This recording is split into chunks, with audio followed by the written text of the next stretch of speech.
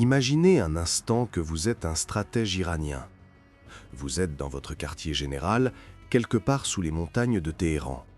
Autour de vous, des écrans retransmettent en direct les mouvements des forces américaines dans toute la région.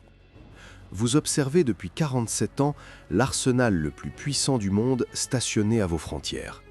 Vous avez vu l'Irak, l'Afghanistan, la Syrie, le Yémen, dévastés par la machine de guerre américaine. Vous avez vu vos scientifiques assassinés, vos installations nucléaires sabotées, votre peuple étranglé par des sanctions qui sont, de l'aveu même des responsables américains, une forme de guerre économique. Et soudain, en une fraction de seconde, l'ordre est donné. Les frappes commencent. Les missiles tombent sur Téhéran. Les sirènes hurlent. Mais ce que les généraux américains dans leur QG climatisé du Qatar n'avaient pas anticipé, ce qu'ils n'avaient pas compris malgré des décennies de présence dans la région, c'est que le peuple iranien ne plie pas. Ce que nous vivons aujourd'hui n'est pas un conflit entre deux armées égales. C'est l'histoire d'une agression préméditée par la puissance occupante la plus meurtrière du XXIe siècle. C'est l'histoire d'un empire qui pensait pouvoir ajouter l'Iran à sa liste de nations détruites en quelques jours. Et c'est l'histoire de la défaite la plus humiliante que les États-Unis aient jamais subie. Si vous voulez comprendre comment un peuple assiégé depuis un demi-siècle est en train de faire plier la plus grande machine de guerre de l'histoire, pensez à liker la vidéo, à vous abonner à la chaîne et à activer la cloche de notification. Ce que vous allez voir dépasse tout ce que les médias mainstream vous cachent. Pour comprendre ce qui se joue aujourd'hui, il faut remonter bien plus loin que les derniers jours. Il faut comprendre que l'Iran n'a pas attaqué les États-Unis. Les États-Unis sont à 10 000 km de l'Iran. Les bases américaines sont là, en Irak, en Syrie, au Qatar, aux Émirats, en Arabie Saoudite. Ce sont elles qui encerclent l'Iran. Rappel historique. En 1953, la CIA organise un coup d'État contre le Premier ministre iranien élu Mohammad Mossadegh, parce qu'il avait osé nationaliser le pétrole iranien. Les Britanniques et les Américains voulaient ce pétrole. Ils l'ont volé. Ils ont imposé la dictature du Shah pendant 26 ans. En 1979, le peuple iranien se soulève. Il chasse le Shah, soutenu par Washington. Depuis ce jour, les États-Unis n'ont jamais accepté l'existence d'une république islamique indépendante en Iran. Pendant 47 ans, l'Amérique a tenté par tous les moyens de détruire la révolution iranienne. Guerre Iran-Irak 1980-1988, les États-Unis ont fourni à Saddam Hussein les armes chimiques, les renseignements satellites, le soutien logistique. L'Amérique était aux côtés du dictateur irakien quand il gazait les soldats iraniens. Washington savait. Washington a aidé. 1988, le USS Vincennes, un croiseur américain, abat délibérément un vol civil iranien Iran Air 655. 290 passagers, dont 66 enfants, meurent. Washington présentera des excuses, mais jamais de réparation, jamais de justice. Année 2000, l'Iran est inclus dans l'axe du mal par George W. Bush, alors même qu'il n'avait attaqué personne. 2008, Donald Trump déchire unilatéralement l'accord nucléaire que l'Iran avait pourtant respecté. Il réimpose des sanctions économiques d'une brutalité inouïe, empêchant les médicaments d'entrer, provoquant des souffrances indisibles parmi la population civile. 2020, les États-Unis assassinent lâchement le général Qassem Soleimani, héros national iranien et architecte de la lutte contre Daesh, alors qu'il était en mission diplomatique à Bagdad. La vérité, c'est que l'Iran n'a jamais attaqué le territoire américain. Jamais. Les États-Unis, en revanche, n'ont jamais cessé d'attaquer l'Iran. Aujourd'hui, l'Amérique a lancé de nouvelles frappes contre Téhéran. Pour quel motif? Des accusations non prouvées, des prétextes bidons, la même rengaine qui a servi à détruire l'Irak en 2003. Mais cette fois, la donne a changé. Regardez ce qui se passe en Irak. Le 12 mars, un avion ravitailleur américain KC-135 s'écrase dans l'ouest du pays. 4 militaires américains morts. Washington ment immédiatement. Accident technique, disent-ils, comme par hasard. Dans le même temps, la résistance islamique en Irak affirme avoir visé un deuxième KC-135, le forçant à un atterrissage d'urgence. Qui croire? Les occupants ou ceux qui luttent sur leur propre terre? Petit rappel, les Américains sont en Irak sans l'autorisation du peuple irakien. Le Parlement irakien a voté à plusieurs reprises l'expulsion des troupes étrangères. Washington refuse de partir. Ce sont donc des occupants illégaux. La résistance irakienne, composée de factions chiites, sunnites et même de certaines tribus laïques, considère qu'elle a le droit légitime de défendre sa souveraineté. Quand ils visent un avion ravitailleur, ils ne commettent pas un acte de terrorisme, ils mènent une opération de libération nationale. Mais pourquoi des ravitailleurs? Parce que sans carburant, l'aviation américaine ne peut opérer. Sans KC-135, les F-16 et les F-35 ne peuvent pas rester en l'air. C'est une stratégie intelligente. La résistance irakienne ne cherche pas à jouer au plus fort dans un duel frontal, ce serait stupide face à la puissance de feu américaine. Elle cherche à étrangler la logistique ennemie.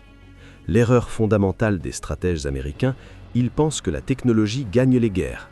Ils ont des avions à 800 millions de dollars, des missiles à 4 millions, des radars à 1 milliard. Mais la résistance irakienne a compris une chose que les empires n'ont jamais comprise. Un occupé qui lutte pour sa liberté est plus fort que n'importe quelle machine. Le même jour, la France pleure un soldat.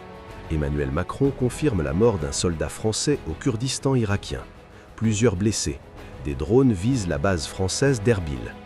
La France est en Irak depuis longtemps officiellement pour lutter contre Daesh. Daesh a été militairement vaincu territorialement en 2019.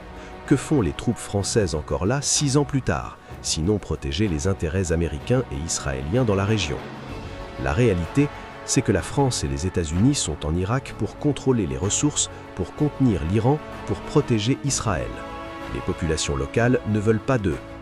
Ce qui est frappant, c'est que les attaques se multiplient contre les positions françaises. Pourquoi?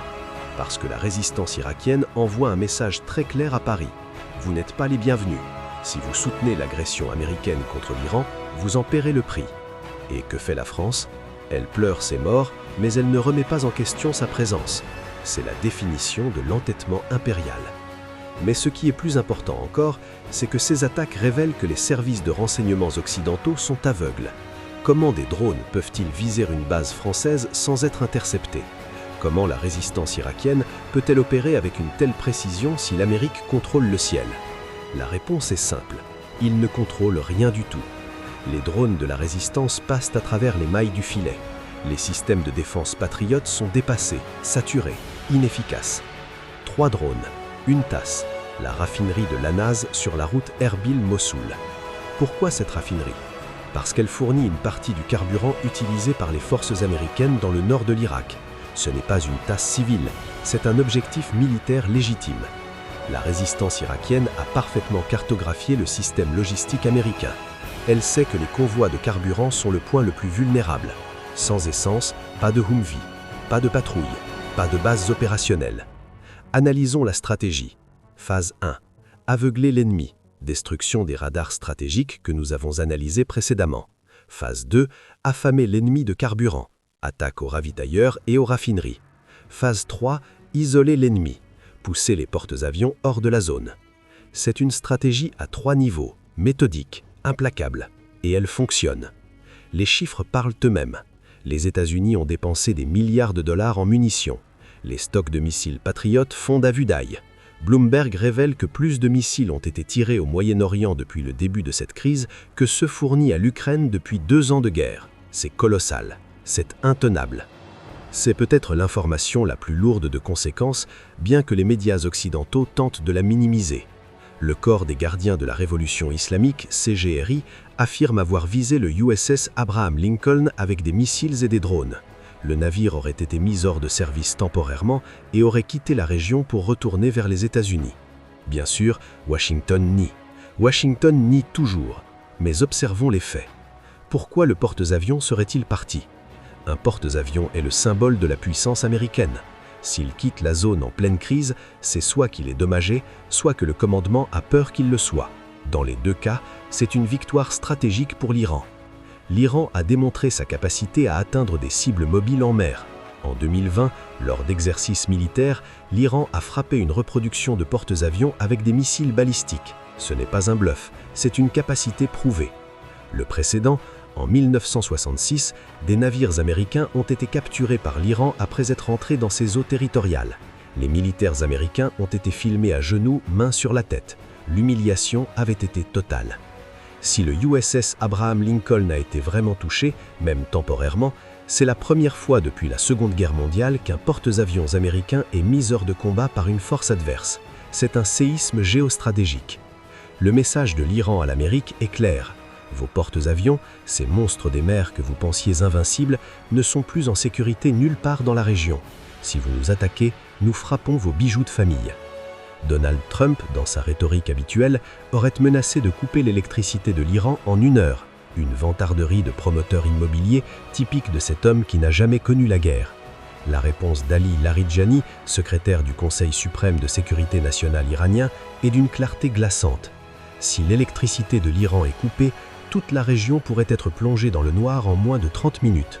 Traduction, l'Iran a la capacité de frapper les infrastructures pétrolières et électriques de l'ensemble du Golfe. Les Saoudiens, les Émiratis, les Qataris, tous ces monarchies du Golfe qui hébergent des bases américaines et financent la guerre contre l'Iran verront leur propre lumière s'éteindre. Ce n'est pas une menace en l'air.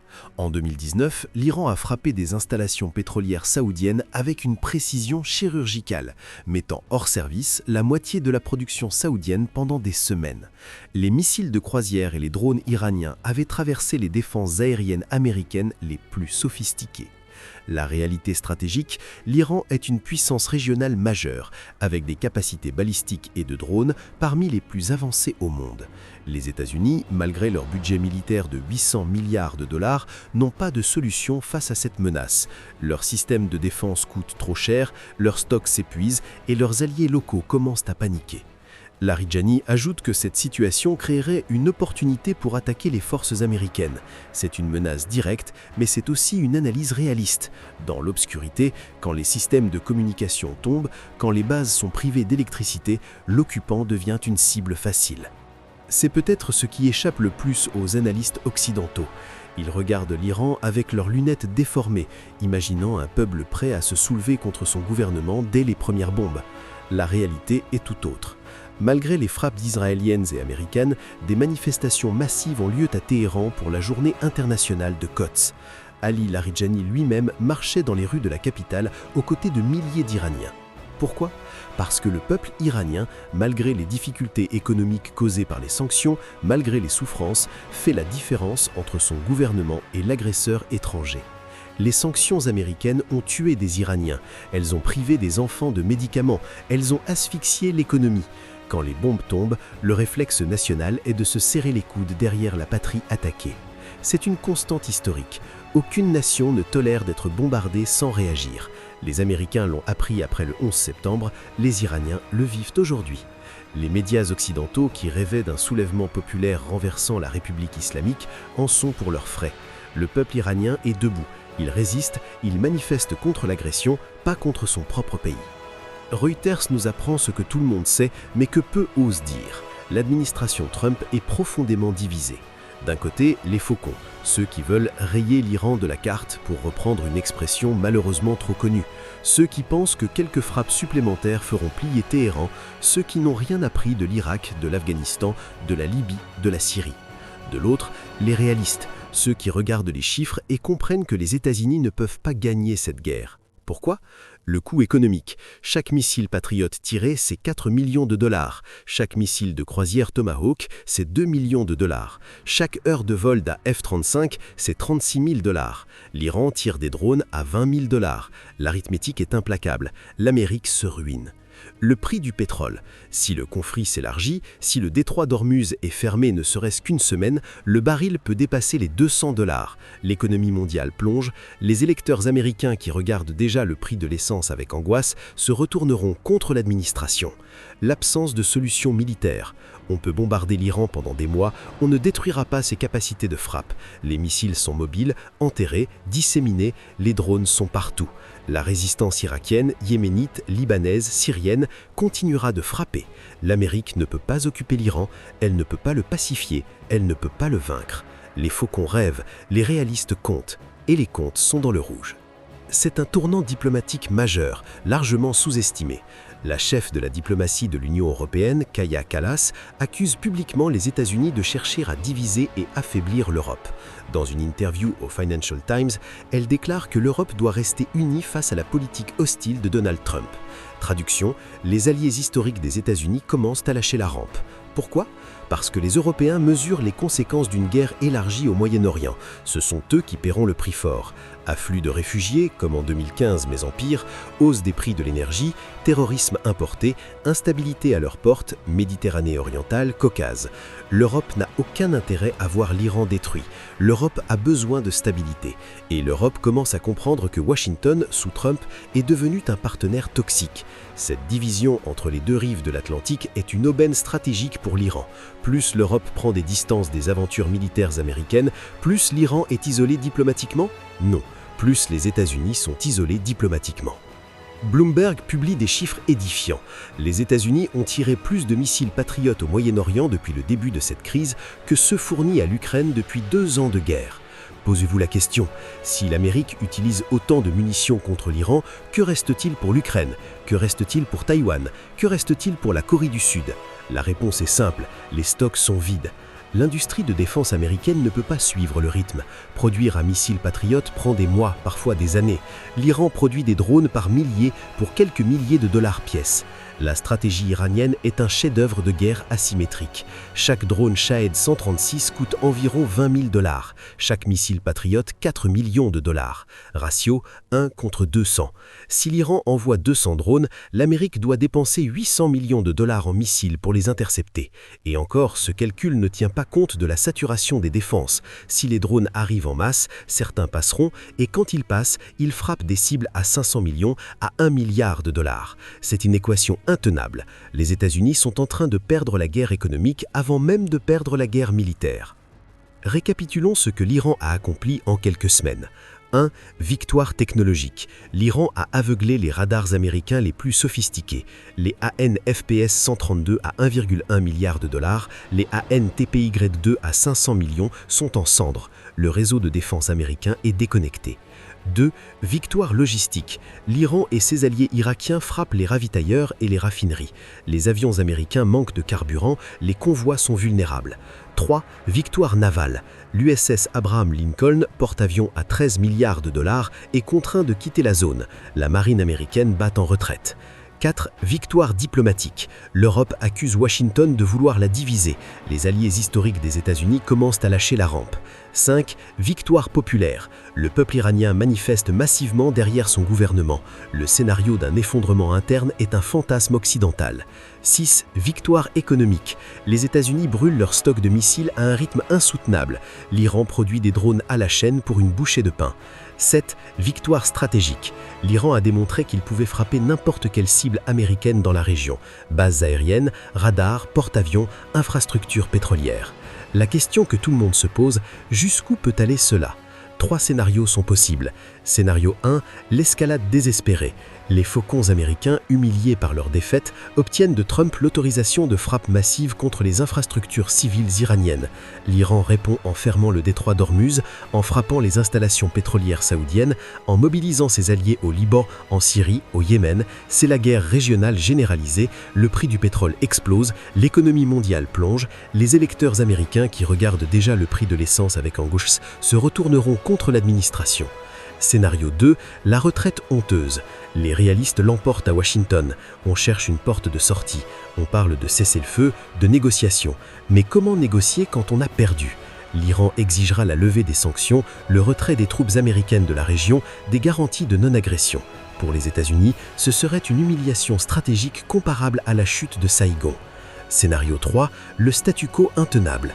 On continue comme aujourd'hui, les frappes sporadiques, les attaques de drones, les tirs de missiles, une guerre d'usure qui épuise un peu plus l'Amérique chaque jour.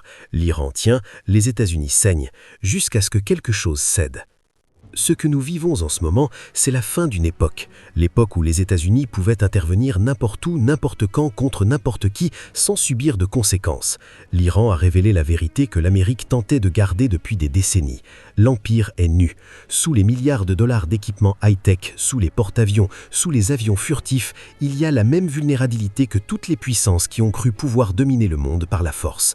Les missiles patriotes sont à court, les généraux sont divisés, les alliés s'enfuient, le peuple américain ne veut pas d'une nouvelle guerre. Et en face, il y a un peuple qui résiste depuis 47 ans, qui a appris à vivre sous les sanctions, qui a développé ses propres armes, sa propre stratégie, sa propre volonté. L'Iran ne voulait pas cette guerre. L'Iran n'a pas attaqué personne. L'Iran a été attaqué, sanctionné, assassiné, menacé, jour après jour, année après année. Aujourd'hui, l'Iran répond, et sa réponse est en train de détruire les fondations de la puissance américaine au Moyen-Orient. Si cette analyse vous a aidé à comprendre la réalité de ce conflit, n'oubliez pas de liker la vidéo, de vous abonner à la chaîne et d'activer la cloche de notification. Nous continuerons à suivre ces événements heure après heure. Une chose est sûre, le monde d'après ne ressemblera pas au monde d'avant.